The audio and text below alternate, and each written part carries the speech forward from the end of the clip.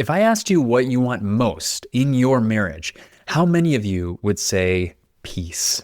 I know I would have. 10 years ago, I thought peace meant avoiding conflict and maximizing comfort. But here's what I've learned. Comfort is the death of intimacy.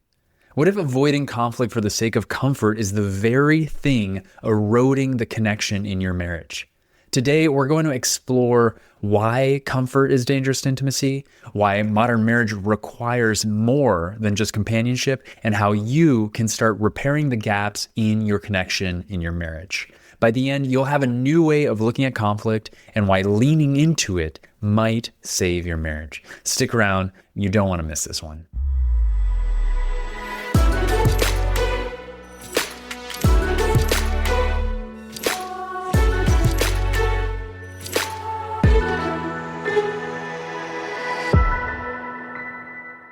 Welcome to Better Husband, the podcast that helps you answer the question, how can I be a better husband? I'm Angela Santiago, a men's marriage and relationship coach.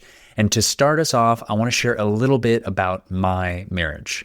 You see, 10 years ago, I was constantly chasing peace in my marriage. I thought if I avoided conflict altogether, things would be better. But what I didn't realize was that my avoidance wasn't creating peace. It was creating distance. And although the distance made it feel somewhat like peace, intimacy was slipping away.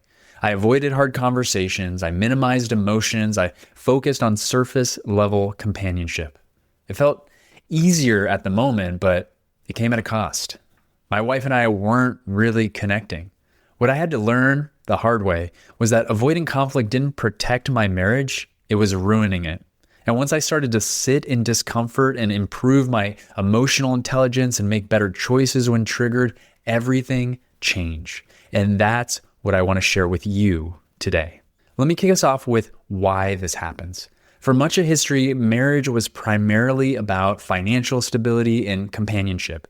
Our grandparents and parents may have been content with this arrangement, but in just a few generations, marriages have changed dramatically.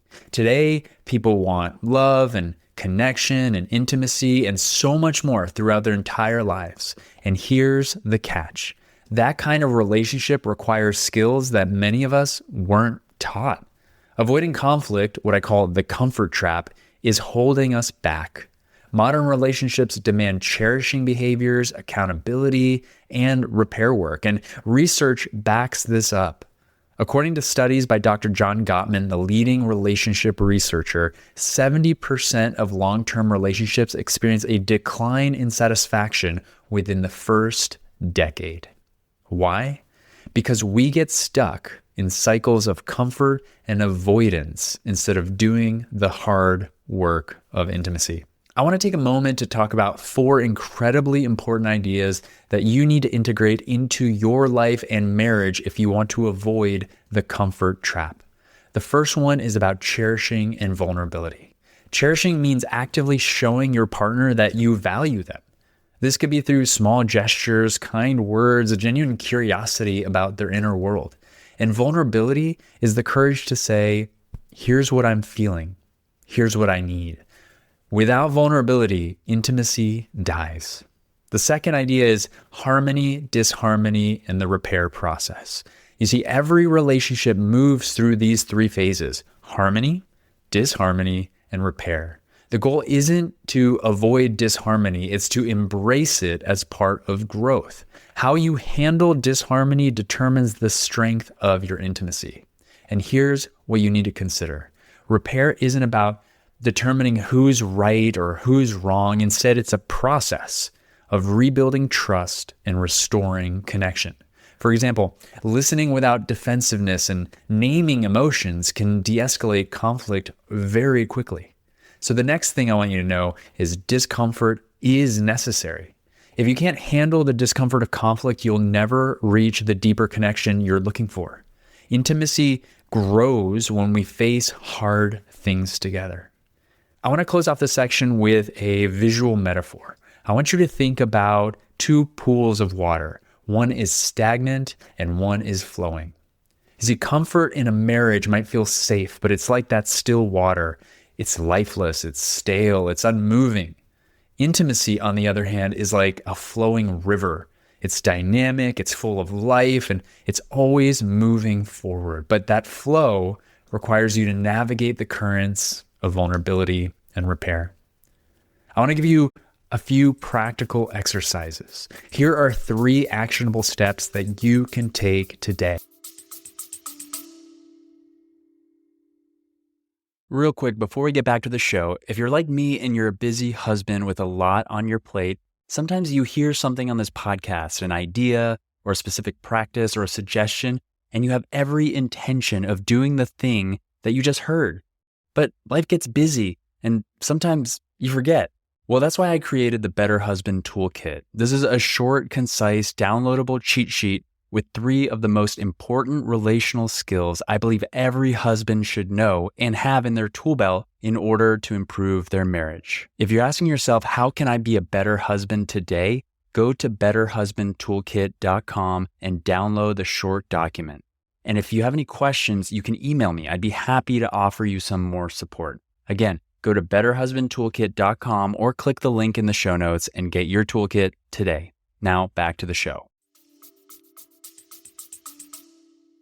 The first one, daily check-ins. I want you to spend 5 minutes each day just asking your wife, how are you feeling today? What do you need? And then I want you to practice listening without interrupting or defending. I want you to then reflect back to your wife what you heard her say, right? And it can be imperfect. That's okay. But it can be something along the lines of, wow, I heard you say that you're feeling really excited today because you're going on this very important business meeting and you think you have something big to contribute. And what you need is for me to just check in with you this afternoon to ask you how it went, right? Something as simple as that not only invites more connection in your conversation, but it shows her that you're listening, that you care, that you actually want to know more about what's going on in her world. The next thing you can start practicing today is what I call a repair ritual. After any disagreement, whether it's big or small, I want you to take a moment and reflect. And I want you to take accountability for your part. No matter how big, how small, I want you to put yourself in your wife's shoes and see how your actions or your words or your lack of action might have contributed to this disagreement. And then take ownership of it. Tell her you see how you may have hurt her, and just ask the simple question, is there anything I can do right now to make you feel better? And then listen once again, and then be generous. Do the thing that she tells you. And if she needs time to come up with it, give her that space, give her that time, and then follow up when it's appropriate. The last action item I want to leave you with is what I'm calling the cherishing challenge. I want you to commit to 3 small gestures of love each week, like writing a note or planning a surprise or offering a sincere compliment or asking some curiosity questions about her day or about her feeling state. Find ways throughout the week that you can show her that you care, that you love her, that you cherish her. Have it be an action, have it be a hug, have it be something that is out of the ordinary for you, and make it part of the ordinary. Shift your entire way of how you show your love in a way that your partner wants to receive it, and do it often. And again, these can be small. It doesn't have to be grand gestures. Make it personal, make it loving, and make it real. As we close out, I want you to take a moment to reflect. When was the last time you had a vulnerable conversation with your wife? Can you think of one moment this week where you avoided conflict for the sake of comfort? What would it have looked like to lean into that instead? And why didn't you? What aspects of yourself prevent you from going into that level of discomfort, for leaning into the confrontation, for taking ownership of where you may have done something wrong, for asking for what you need, for having those conversations?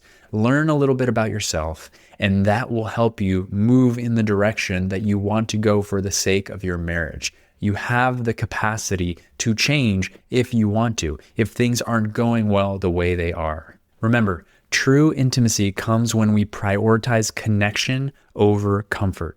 It demands effort, vulnerability, and the courage to engage in meaningful and sometimes uncomfortable conversations. Ask yourself this question: am I prioritizing comfort over intimacy in my marriage? What can I do today to lean into connection instead? You don't have to figure this out alone. Start small, stay consistent, and watch how it transforms your marriage. And if you want support with this topic or any other issue in your marriage, schedule a free call with me at angelosantiago.com, and let's talk about how I can support you. Thank you for being here on Better Husband. I'm Angelo Santiago, and I'll see you on the next one.